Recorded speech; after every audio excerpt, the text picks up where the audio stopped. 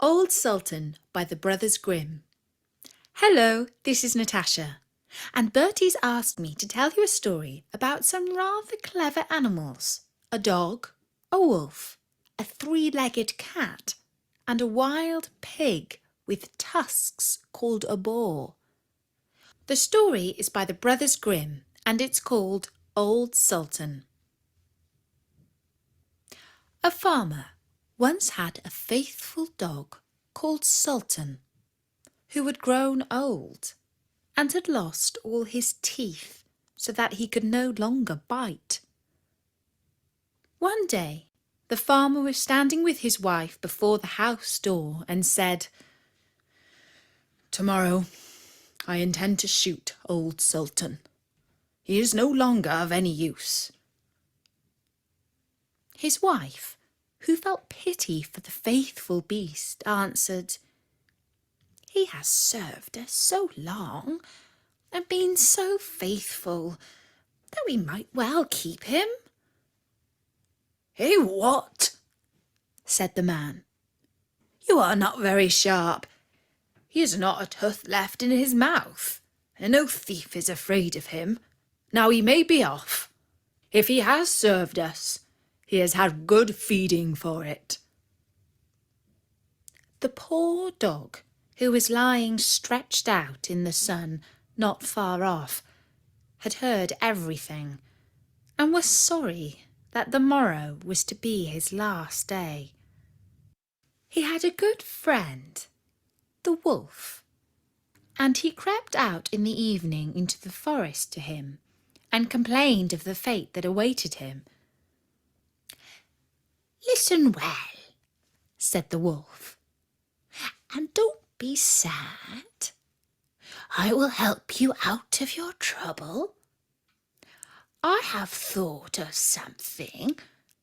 Tomorrow, early in the morning, your master is going with his wife to make hay, and they will take their little child with them, for no one will be left behind in the house.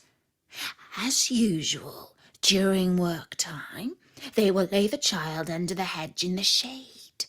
You lie there too, just as if you wish to guard it. Then I will come out of the wood and carry off the child. You must rush swiftly after me. I will let it fall, and you will take it back to its parents, who will think that you saved it, and they will be far too grateful to do you any harm. Quite the opposite. You will be dear to their hearts, and they will never let you lack for anything again." The plan pleased the dog, and it was carried out just as it was arranged. The father screamed when he saw the wolf running across the field with his child, but when old Sultan brought it back, then he was full of joy, and stroked him and said, "Not a hair of yours shall be hurt.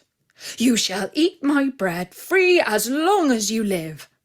And to his wife he said, "Go home at once, and make old Sultan some soggy bread that he will not have to bite, and bring the pillow out of my bed. I will give it to him to lie upon." And from that time on, old Sultan was as well off as he could wish to be. Soon afterwards, the wolf visited him, and was pleased that everything had succeeded so well. "But listen well," said he. "You turn a blind eye. when I carry off one of your master's fat sheep." "Do not reckon upon that," answered the dog. "I will remain true to my master." The wolf, who thought that this could not be spoken in earnest, came creeping about in the night and was going to take away the sheep. But faithful old Sultan barked, and the farmer chased after the wolf with a big stick. The wolf had to pack off, and he cried out to the dog, "Wait a bit, you scoundrel! You shall pay for this." The next morning, the wolf sent the wild boar to challenge the dog to come out into the forest so that they might settle the affair. Old Sultan could not find anyone to stand by him but a cat with only 3 legs.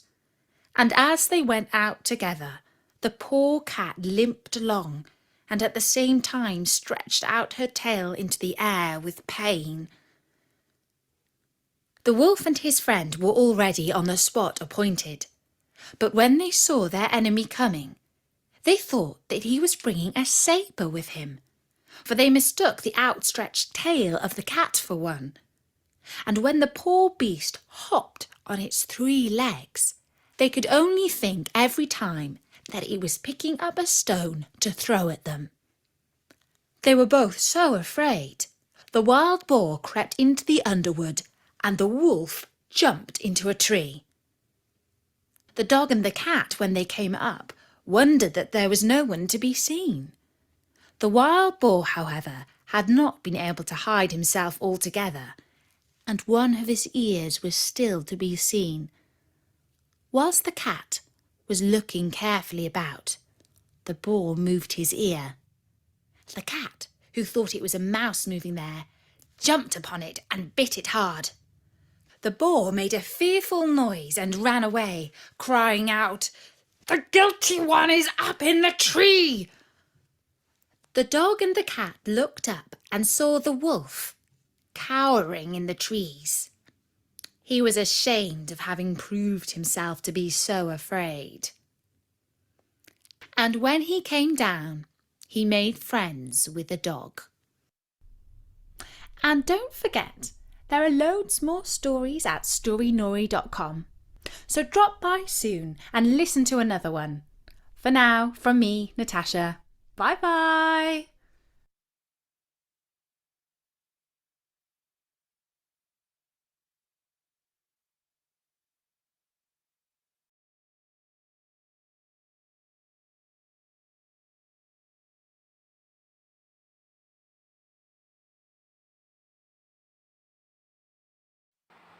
Two. Why did the farmer want to shoot his dog?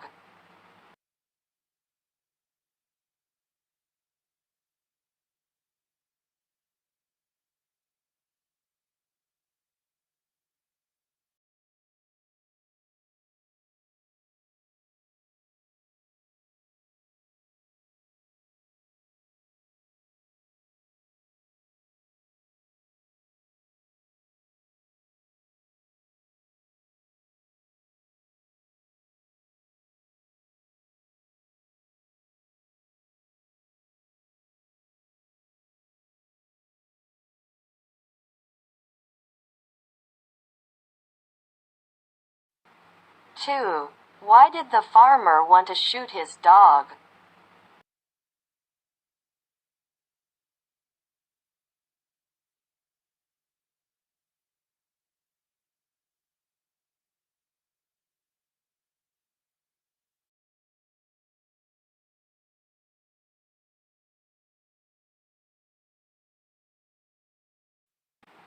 3.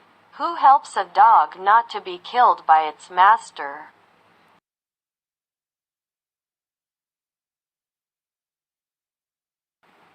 3. Who helps a dog not to be killed by its master?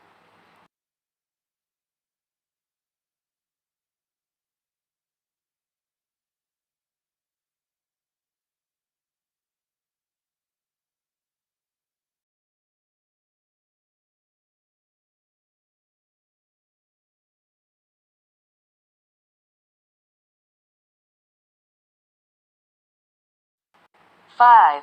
Where does the wolf challenge the dog to come out?